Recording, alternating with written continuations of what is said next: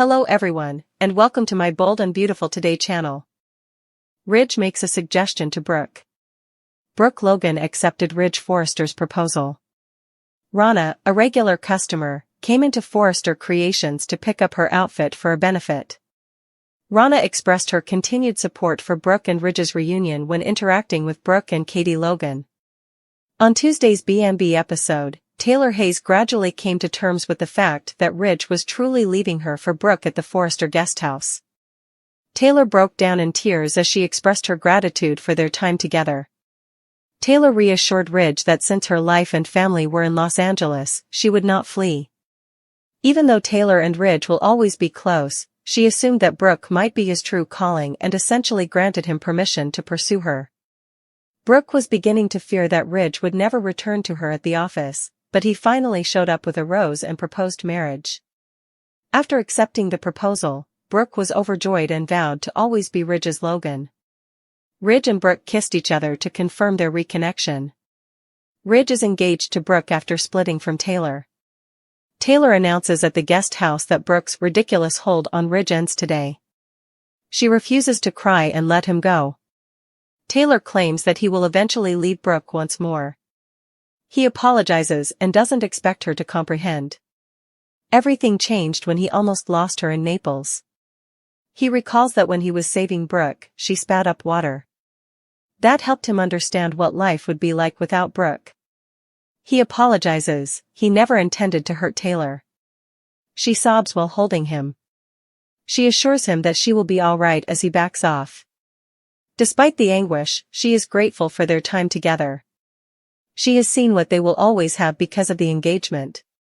Brooke is his fate, and she always knew this was coming in the back of her mind. She promises him that she won't flee Los Angeles. There, she lives with their family. All right, Ridge. She tells him to just do it. Brooke tells Katie in the office that Taylor and Ridge might be planning a date right now. Before leaving, a woman who has come in to try on a gown exclaims over Ridge, tells them how wonderful it is, and vows to post on social media. Concerned that Ridge is celebrating his future with Taylor, Brooke resumes checking her phone. She wishes to have faith in Ridge, but in Italy, Ridge had an awakening and is reminded that he wants to be with Brooke, they discuss.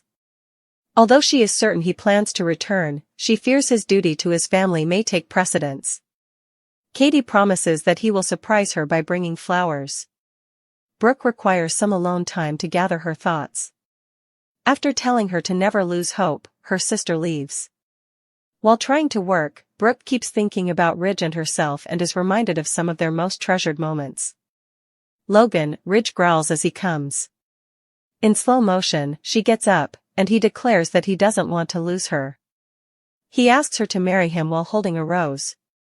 Saxophone music plays as she responds, yes. Logan will always be his. They share a kiss. Ridge Forrester's Ferrari screeched to a halt outside the cliffside mansion, the heavens opening not with a gentle weep but with a torrential, cinematic fury, as if the very elements had been cued for this moment, this night, this irrevocable turning point in a saga that had spanned decades, continents, and more broken vows and resurrected hopes than either of them could possibly count. He didn't bother with the doorbell, his knuckles rapping a frantic, rain-soaked rhythm against the heavy oak, and when Brooke Logan opened the door, her face a canvas of surprise and lingering hurt from their last, painful argument, she seemed not just a woman but the very embodiment of his entire history, the glorious, messy, infuriating, and sublime core of his existence. He stood there, drenched, his white shirt plastered to his chest, hair dark and dripping, looking less like a legendary fashion titan and more like a shipwrecked sailor who had finally, miraculously, sighted land. Ridge? What on earth? You're soaked through, she gasped, but he didn't move, didn't even seem to feel the water streaming down his face, his eyes holding hers with an intensity that stilled the questions on her lips.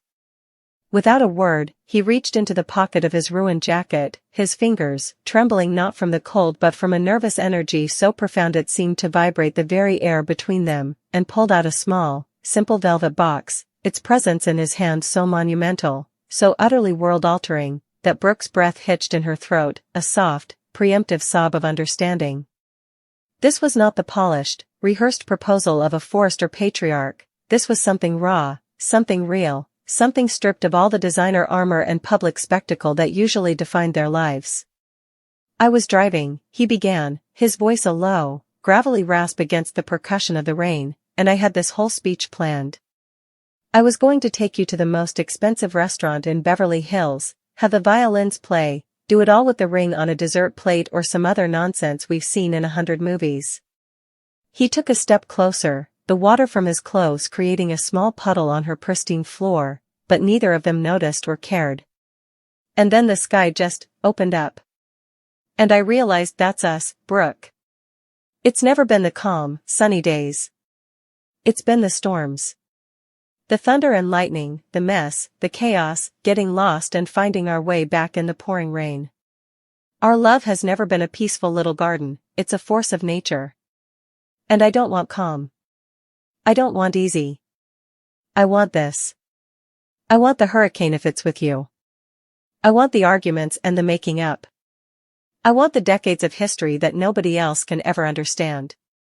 I want to be 80 years old, sitting on a porch, still fighting with you about something ridiculous, because a life without that fire, without you to challenge me and believe in me and infuriate me, is just a sketch without color, a design without a soul." He dropped to one knee there on her threshold, the hard marble unyielding, the storm raging behind him like a symphony orchestra reaching its crescendo. He opened the box, and nestled inside wasn't the garish, overly large diamond one might expect for a woman of her stature, but a stunning, elegant emerald-cut stone, flanked by smaller trapezoidal diamonds, set in a sleek platinum band, a ring that spoke of timeless class, of strength, of a love that was meant to endure, not just dazzle momentarily. "You are the most frustrating, stubborn, idealistic, and beautiful woman I have ever known. You see the good in me when I can't see it in myself. You have fought for us, for our family, for this love, even when I was too proud or too stupid to see what was right in front of me. You are my destiny, Brooke Logan. You always have been. Through all the mistakes, all the other people, all the pain, it was always leading back to you. It was always you." His voice broke then, the facade of the unflappable Ridge Forrester crumbling to reveal the vulnerable, yearning man beneath, a man who had spent a lifetime searching for home and only ever finding it in her arms. "So, no fancy restaurant. No audience. Just you and me and the storm. This is the most real thing I have ever done. Please," he whispered, the word almost lost in the rain but echoing in the profound silence between them, "don't let me be alone in this anymore. Marry me. Be my wife. Again. For the last time. Forever." Tears streamed down Brooke's face now, mingling with the droplets of rain that had shaken from his hair, her hands coming up to cover her mouth, her eyes wide, shimmering pools of disbelief and dawning, radiant joy. She saw it all then, flickering in his earnest, rain-streaked face, the arrogant young designer who had swept her off her feet, the tormented man torn between duty and desire, the father of her children, the partner in her greatest triumphs and deepest sorrows, the other half of her soul's chaotic, perfect equation. This was it. This was the moment they had been writing and rewriting for a lifetime. This was the proposal that wasn't about a wedding, but about a covenant, a final, desperate, and glorious pledge to finally get it right. She didn't speak, couldn't speak, but simply fell to her knees in front of him, there on the wet floor, her hands framing his face, her thumbs stroking his cheeks as she nodded, over and over again, a silent, fervent affirmation. When she finally found her voice, it was choked with emotion, but clear and certain, a vow as steady as the rock he held. "Yes," she breathed, the single word carrying the weight of 1,000 yeses that had come before and a lifetime of yeses yet to come. "Yes, Ridge Forrester. 1,000 times, yes. Always you. It's always been you." And as he slid the cool, perfect ring onto her finger, a fit so exact it felt like it had been waiting there for centuries, the storm outside seemed to lessen its fury, the relentless rain softening to a gentle patter, as if the universe itself was sighing in contentment, its long, dramatic narrative finally reaching its intended, harmonious climax. He leaned forward, his forehead resting against hers, and they stayed there, kneeling on the floor, two souls forever intertwined in the beautiful, messy, glorious storm of their love, finally, peacefully, home. Taylor Hayes's tastefully appointed living room, usually a sanctuary of soothing neutrals and soft lamplight that reflected her own calming presence, had grown thick and heavy, a suffocating blanket of unspoken truths and the chilling premonition of an ending. Ridge Forrester stood not as a lover at home in his element, but as a man braced for a storm, his broad shoulders set against a weight far greater than any canvas or fabric he had ever handled. He had come not to talk, not to debate the endless, wearying cycles of their past, but to perform a surgery of the heart, a brutal, necessary amputation of a love that had, for decades, been a foundational part of his very soul. Taylor, ever the perceptive psychiatrist, had sensed the shift in his energy the moment he crossed the threshold, the lack of a casual touch, the way his eyes, those deep, expressive pools she had drowned in so many times, now seemed to focus on a point just beyond her, on a future she was not in.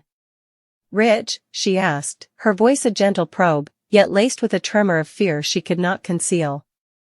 He did not make her wait. The words, when they came, were not the fiery accusations of their past fights, nor the passionate declarations that had always drawn them back together. They were calm, measured, and because of that, utterly devastating. He spoke of history, of a bond forged in the fires of youth and trauma, of the profound love and respect he would always hold for her, the mother of his children, his savior, his great love story. But then he spoke of destiny, a word that in his mouth sounded less like fate and more like a choice, and he spoke of a pull so fundamental, so intrinsic to his being, that to resist it any longer was to deny the core of who he was. He said with a quiet finality that shattered her world, not whole without Brooke. The name hung in the air between them, a specter that had haunted their relationship from its very first day, and in that moment, Taylor knew. This was not another round in their eternal triangle, this was checkmate. The fight drained from her, replaced by a cold, desolate understanding. There were no tears, not yet, those would come in the crushing, solitary silence later. There was only the stark, barren landscape of a reality where Ridge Forrester, her Ridge, was leaving her for the last time, not in a blaze of anger, but in the quiet, resolute certainty that he was going home. And home, for Ridge, was and had always been Brooke Logan. The journey from Taylor's house to Brooke's was a blur of determined acceleration and clarifying purpose, the city lights streaking past like the fading echoes of his old life. He did not ring the bell, he walked in as if drawn by a magnetic force, finding her not on a catwalk or in a boardroom, but in the soft, domestic light of her kitchen, a place that represented everything he craved, warmth, acceptance, uncomplicated love. She looked up, surprise and a flicker of ancient worry in her beautiful eyes, but before she could speak, he was before her, dropping to one knee on the cool tile floor. This was not a gesture of grand, planned romance with a ring box hidden for weeks, this was an act of pure, desperate necessity, the culmination of a lifetime of wrong turns and right feelings. His voice, which had been so steady and cold with Taylor, was now raw with emotion, cracking under the weight of 50 years of history. He spoke of their mistakes, their betrayals, their public humiliations and private joys, the countless times they had hurt each other and the world in their pursuit of this very moment. He didn't offer excuses, he offered a testament. "We've wasted so much time, Brooke," he said, his hand finding hers, their fingers instinctively lacing together as if they were designed for no other purpose. "I have spent my entire life fighting this, fighting you, fighting us, because I was too stubborn and too blind to see what has been right in front of me since the day we met. You are my beginning, and you are my end. You are my destiny. Not because some fortune teller said it, but because my heart beats for you. It always has."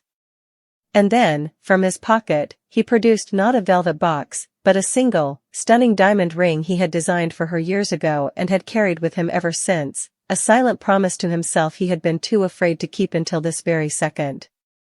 "Brooke Logan," he breathed, his eyes glistening, "marry me. Be my wife. Let's finally, get it right. Forever." The silence that followed was not one of hesitation, but of awe, a sacred pause as 40 years of hope, heartbreak, and unwavering faith coalesced into a single, perfect moment. Brooke looked down at the man who was her greatest torment and her only salvation, seeing not the arrogant mogul or the conflicted artist, but the boy she had fallen in love with, the man she had never stopped loving. Tears, sweet and liberating, traced paths down her cheeks as a smile, radiant and unburdened, broke across her face, the smile of a woman who had waited a lifetime for her dream to choose her, unequivocally and finally. Yes, she whispered, the word of vow in itself. Yes, Ridge Forrester. Yes, forever. And as he slid the ring onto her finger, a perfect fit he had always known it would be, and rose to kiss her, the world with all its judgments, its scandals, and its watching, cynical eyes, fell completely away. In that kiss was the taste of a hard-won victory, the promise of a future they had stolen back from the jaws of their own tragic history, and the absolute, unshakable certainty that, despite every obstacle they had ever created for themselves, they were, at long last, home. The engagement was not merely a decision, it was a seismic event, a tectonic shift in the emotional landscape of Los Angeles that would send shockwaves through their families, reignite ancient rivalries, and cement a legacy of passion and drama. But in that quiet kitchen, surrounded by the ghosts of all their past selves, none of that mattered. Ridge had left the brilliant, loving psychiatrist, the woman who represented stability and a noble love, and chosen the brilliant, passionate force of nature, the woman who represented his heart's chaotic, undeniable truth. He had chosen Brooke, and in doing so, he had, for the first time, truly chosen himself. Brooke's apartment like liquid gold, illuminating a universe of dust motes dancing in the still air, and it was in this cathedral of quiet, ordinary light that everything changed, though it began with no fanfare, no portentous shift in the atmosphere, just the comfortable, worn-in silence that existed between Brooke and Leo, a silence that was their native language, cultivated over 7 years of shared pizzas and flu seasons and IKEA furniture assemblies that had nearly ended them both. Brooke was curled on the end of the sofa, her knees tucked under the faded fabric of her university sweatshirt, a book resting forgotten in her lap as she watched Leo, who was ostensibly sorting through a pile of mail but had been staring at the same utility bill for a good 10 minutes, his brow furrowed in a concentration that seemed disproportionate to the task of distinguishing a gas statement from a credit card offer, and she was just about to tease him, to ask if the numbers were fighting back, when he finally set the paper down, took a breath that seemed to originate from the very core of him, and turned to her, his eyes holding a gravity that instantly stilled the playful remark on her lips.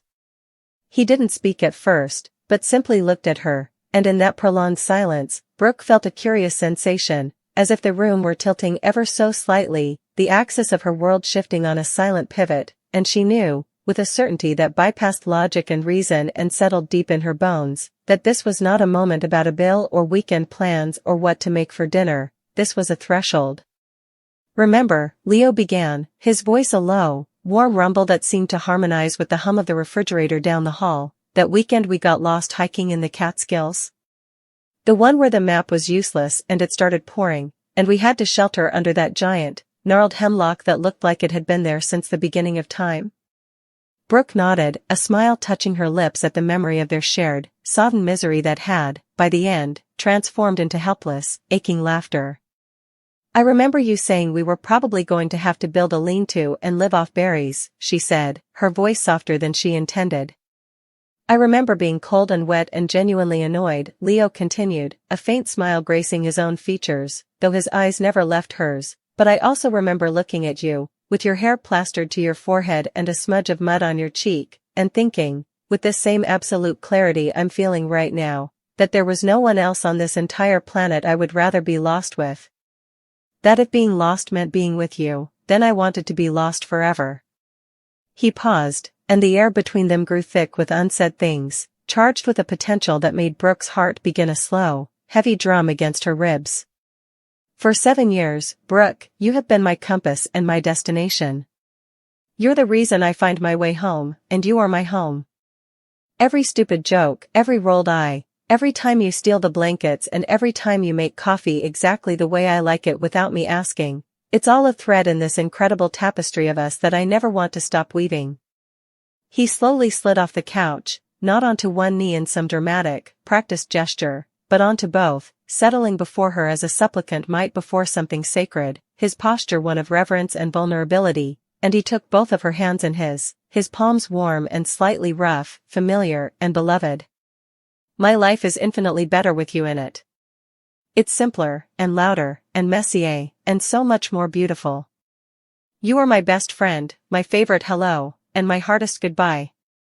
And so, he said, finally releasing one of her hands to reach into the pocket of his jeans, from which he withdrew not a box, but a single, simple ring, holding it between his thumb and forefinger where it caught the sunlight and fractured it into a dozen brilliant, dancing stars.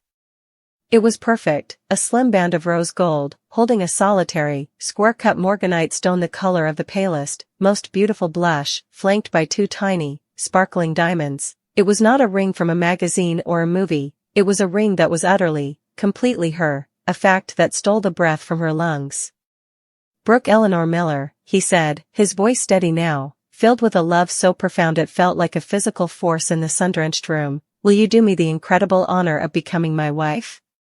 Will you let me be lost with you forever?